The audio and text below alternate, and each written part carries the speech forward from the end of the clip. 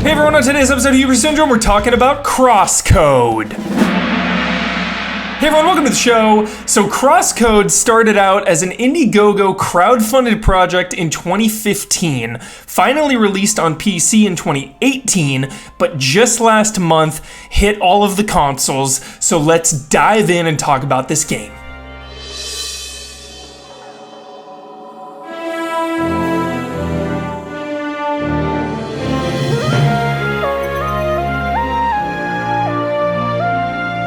So pretty immediately, CrossCode got its hooks in me.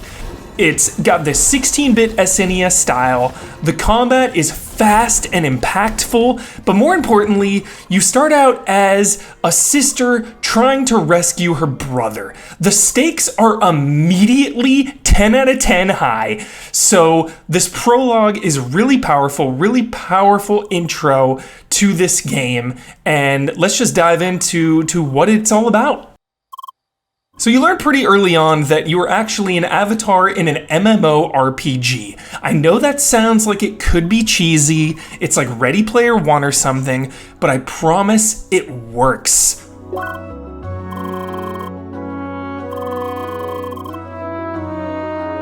It works because the world and the characters are interesting. You play as Leah, who has amnesia. I know, anime, JRPG tropes, whatever, a lot of tropes in this game, it's fine. But she's learning the world and you're learning the world together. And the crew that you're interacting with, you know, you have your old veteran sea captain, you have your tinkerer that knows all the ins and outs of how to play the game, you have your overlord who's potentially controlling your avatar. Again, I'm only 5 hours in, so there's still a long way to go. A lot of mystery, but a mystery that I want to learn about. You learn about the cross worlds, and you're going through this early stages of an MMO. It's just a very unique feeling playing as a character that is playing an MMO RPG. It's just very, very interesting and cool.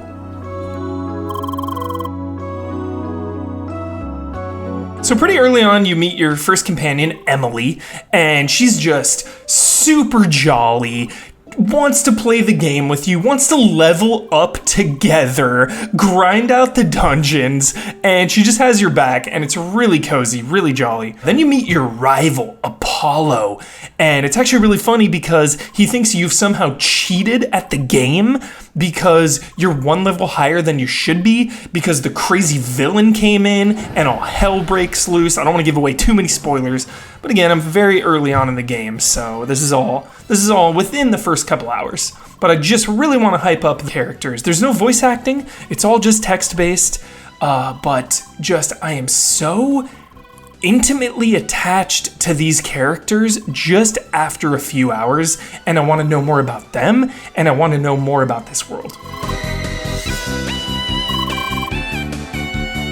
Then I want to talk about combat. It's in real time, it's not turn-based, so you can go in for quick melee attacks, or keep your distance and shoot your spheres. You're a spheromancer, that's your class in this MMO world, and they can ricochet off. Some enemies can evade melee attacks, so you have to shoot them from a distance. Some enemies are pretty immune to the range attacks, so you gotta go in for melee damage. It's just really fast-paced, and it grabs you. It has impact. Combat is fun, you know, you're dodging all over the place, you're going in, doing your combos. Pretty simple combos, you just use R1 to attack, you know, bam, bam, bam, bam. You know, you can end it with a heavy attack, or you can cancel by dodging and kind of do unlimited light attacks in a row. There's a lot of nuance to it, and I'm really just feeling the combat system. Obviously, there's that dopamine of getting XP. The more you fight in a row, your ranking can go up to get better loot drops to encourage you to just keep fighting. You're leveling up, like I said, and there's a really deep leveling system. There are circuits that you can use to branch down different paths. It kind of looks like Final Fantasy X's grid sphere in a way. There's a bunch of gear you can equip that has different modifiers. It's not too overwhelming yet because the only gear you can equip is for your main character, which I actually really like. You know, you're not getting a ton of gear for every single character. You can just focus on one. I really like that because there's a lot going on in this game. It's pretty overwhelming in the first few hours.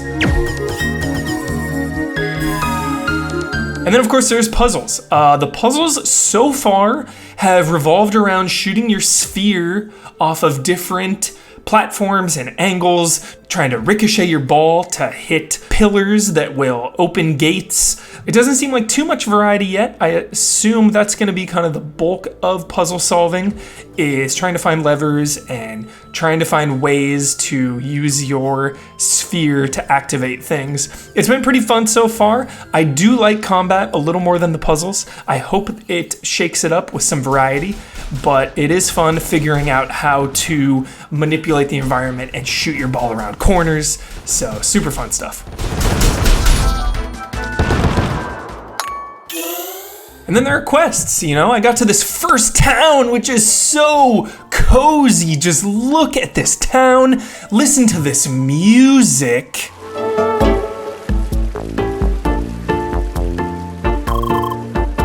The music is so amazing. I'm just in love with this town, going all over the place, talking to everyone. There's quests within the town, you know, hunting down a thief or buying goods from the market. It's just so cozy. The menus are a little cumbersome, a little weird, taking a little bit to get used to. That is one of my criticisms, but it doesn't even matter because this town is so cozy, and this is only the first one. I'm sure there's so many to get to later on, but I'm just loving it. And just a ton of quests you can get, different guilds throughout the town that give you different tasks, different rewards like XP or items. All this stuff is optional. There's of course your main quest line if you just want to burn through and do that. I'm not sure how difficult the game is yet. I did lose one of the main quests early on. I wonder if you can win or lose. I lost. I don't want to give away spoilers, but I got to this quest early on where I just lost. So don't know how difficult it is if you need to grind all these side quests and grind XP, but right now it's got a really killer pace, really nice flow. And I'm a sucker for side quests, so I do a bunch of them anyway.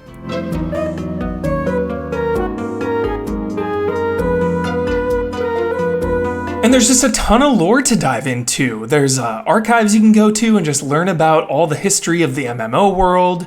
There are a bunch of optional characters you can talk to and learn about them. Obviously, all the quests have different payoffs. And I'm just so hooked, you know, within the first few hours. It is a really long game.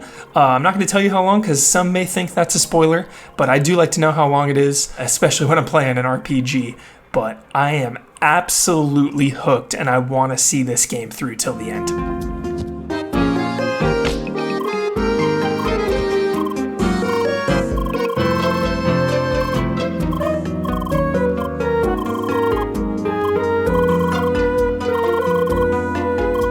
So that's gonna do it for the episode. Those are my quick thoughts on about the first 4 hours of CrossCode.